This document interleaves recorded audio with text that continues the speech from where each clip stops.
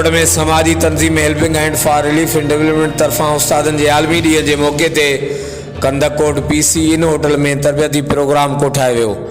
प्रोग्राम जो आगाज़ तिलावत कलाम पाक सां थियो। मज़हबी स्कॉलर मौलाना हाफिज़ नसरुल अज़ीज़ चन्ना दरस कुरान पेश कयो। रीजनल कोऑर्डिनेटर अपर सिंध अब्दुल फताह पठान करमपुर और घोसपुर क्लस्टर खां आयल उस्तादन के आजियां करे समाजी तंजीम हेल्पिंग हैंड जो तारफ़ पेश कयो। तंहिंखां बाद में ट्रेनर ज़ीशान चांडियो कुरान वादीस की रोशनी में मोलिम लफ्ज़ की अहमियत बयान कई। प्रोग्राम के आखिर में डीसी कश्मोर कंदकोट मुनोर अली मिठियाणी, एडीसी कंदकोट अलरन उर्फ काकल चन्ना हेल्पिंग हैंड तरफा मोकिलियल गिफ्टूं प्रोग्राम में शरीक उस्तादन के पेश कयूं। हर वक्त आगाह लाइ ॾिसंदा रहो JTN वेब न्यूज़।